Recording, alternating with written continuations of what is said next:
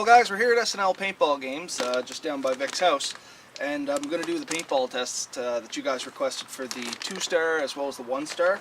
We have them sitting inside right now. It's a little chilly here today. Vic just told me it's about 4 degrees, so I'm just keeping the paint inside the house there where it's hopefully a little warmer than out here. First up, we're going to test the GI 2-star, and I'm going to run it through everything you see here. Hopefully somebody will be showing up. I'm hoping that there's going to be a couple more mag-fed guns coming in so we can test that a little better, but if not, I got the Zeus. Like I said, that's pretty hard on paint. It's one of the hardest markers I've ever seen on paint, just because of the way the magazine in it works. It's kind of like this big clunky spring that pushes back on them.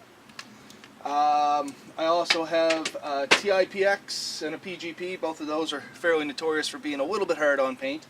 And then I got, I think this is an SL68, no sorry, this is a Tippmann Pro Carbine, an ACI Tracer, a Black Max, if anybody can remember those good old things. Those things are notorious for killing paint. The B5, I got the Ego, the Mini, Tippmann 98, and a few other things floating here that I'm going to try and run at least, 20 balls through everything. We'll see how it goes from there. First thing I want to note about the paint as it comes in, the packaging's decent. The bags themselves, they feel pretty good. There we go, try to get it in frame a little better. The balls themselves, they all look fairly round, but I'll know better when I open this up and check it out. Through the window itself, as you can see, it doesn't look like there's any broken paint currently. All that's in there is a little residue off the oil that they actually package it in, and there's no problems there. So I'm going to open this up, I'll put it in my ball hopper over there, and give it a little better look from there. So I just got it opened up and put it in my ball caddy. There's no broken paint that I've seen. See if I can get a little better picture here for you. There we go. So this is, give me a sec there guys. There we go, that's kind of what the paint looks like. It's a yellow on yellow shell. I'm not showing the fill yet. I'll tell you as soon as I shoot one off there. Actually, here, let's try and break one. It's a kind of a whiter fill. The shell on this paint it's actually fairly thick, but it's pretty, actually it's fairly tough too, so I don't know if we're going to have any problems with this in MagFed or not. But I know I'm getting in here awful close on you guys, but I guess this is what you all want to see. But yeah, it's a good thick fill. I don't think it's going to wipe super easy. Doesn't seem too oily. It actually looks like it's fairly good, half decent quality at least. Shell's fairly rigid, as I said, so we'll put this in some markers and we'll go from there.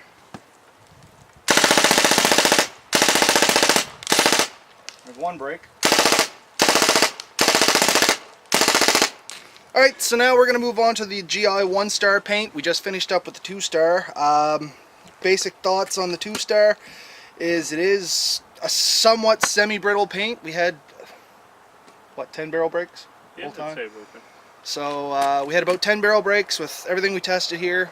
Some of them were tip breaks. I had the B5 on full auto, and I only had one break out of almost a full hopper. Ran out of air, couldn't do all of it. And anybody that runs an A5, those are pretty hard on paint, and it didn't go too bad. The die dam, I think you had one? Yeah. 1, 2? It's about 1 or 2. Yeah. So we had about 1 or 2 with the die dam. We had one with the Tiberius, but we're not sure if that was just the mag when it was going in or if that was an actual barrel break. And we had the dead cell kit? Yeah. We had the dead cell adapter on a 98. We couldn't get it to hook properly, so I was kind of holding it and we were shooting. We had 2 breaks off of that, but that could have been from me squeezing too hard. There are a lot of variables in there, so I'm not really sure. Like I said, we are going to try the 1-star. It's supposed to be a little harder shell. So we'll open this up, we'll put it in the caddy, we'll split one open, we'll look at the fill, and then we'll move on to the testing, and we'll let you know what we think of that as well. Okay, so we're on to the GI 1-star, we think. We'll confirm later. This actually reminds me a lot of the Inca Copper that we shot last year. Same kind of fill, it's kind of a pale green. Same consistency as the 2-star, it's fairly thick, won't wipe easy. Semi-oil based. I don't think it'll stain, but I am going to try it on some clothes, and I'll throw a note in there and see if it stains or not. Actually, my black shirt's over there, and it looks like there's a bunch broken on it already. The shell on this, me personally, I almost feel like it's more brittle. Like now that I'm breaking it up in my hand, but I guess the testing will tell.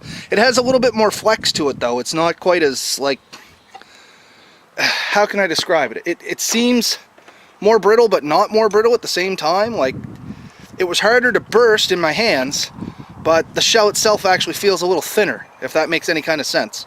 But we'll go through the testing and we'll let you know what we think of it. We'll record a few there, and I'll probably just speed it up like I did last time so we can get through this video in a fairly quick manner, and then we'll move on to the shot test.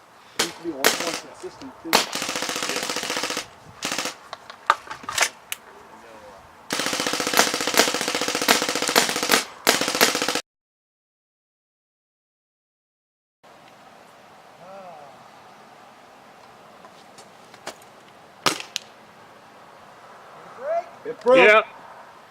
Try the other kind. Okay. Just hit me in the back, man. Those get close to the head. Oh. That broke. That is a sickening sound here in my body. So as you just seen there, we just did the brake test on me. The balls broke good, as you can see. This is the GI 1-star, GI 2-star. I'll let this set in while I'm traveling back home. I'll throw it in the wash and I'll let you know how easy it comes out of the clothing and stuff. Same thing I did last year. The only thing is I didn't film this last year. My final thoughts is I was really impressed with the GI 1-star. It performed a lot better than I thought it was going to. Pretty comparable, in my opinion, to the Inca Copper. Maybe very, very similar there. So the 2-star, however, it is more brittle, and it acted like a more brittle paint. Probably going to be better for probably hopper fed. We had some breaks with it in the magazines, so, but I kind of advertised that as well. But that's just my 2 cents. Now today it was pretty chilly. It rained off and on. It's a little windy, but maybe the day off we'll have a different play. But for here and today, I'm really happy with the 1-star. 2-star, I kind of expected a little more out of it, but it is probably more for hopper-based play, and it acted as such. On the mag fed side of things, what's your thoughts? I was really happy with the 1-star. As he mentioned, I don't really think we had any breaks in the mags. Maybe 1 or 2 here or there in the barrels, but again, cold temperature, raining on and off. But it was feeding great. Nice tough shell, but as you see, it still broke without a problem. So I don't think we'll be worrying about bounces or anything like that. No. Yeah, really happy with the mag fit set. Yeah, and I don't know if it showed up in the video very well or not, but what would you say that is, man? Like maybe 30, 35 feet? Yeah, say about 30 feet. So that's about how far I was away when he hit me with the 1-star and 2-star. Frankly, I've been hit with a lot worse paint too. This actually broke nice on me. Still flinched because, I mean, the anticipation of getting shot still sucks when you have no adrenaline going through you. But no, broke good. I'd feel comfortable going out, getting hit with this, and not complaining about a whole lot of bounces or big welts or anything like that. We were chronoed in at 240, between 230 240. What I was using there, because I use my marker at the reball field, but I don't foresee any different problems with going to 260. Some of the markers that were here, even the B5 there, when I was shooting it on full auto, it was sitting at about 250, 255, as accurate as a tipman can get with its velocity there. But I mean, no, I'm rather pleased. I think it'll work great for us. For the mag fed aspect, would you definitely consider staying with the 1-star over the 2-star? I would definitely suggest going with the 1-star. Okay, we didn't have a chance to use, what was it you wanted to try, the 20-round mags? Yeah, we didn't have any of the continuous feeds, so specifically the millstick mags, but I'll be testing some out tomorrow when we go for our team practice, so I'll let you know how that goes. All right, awesome. Hopefully maybe just throw something up on a comment or whatever you want. Let us know how it works. Hopefully all is good. Yeah. I'm expecting we're going to get better things out of the 1-star than the 2-star, but hopefully you get enough to try both. Yeah. Let it rip, see how it goes. Sure. All right, man.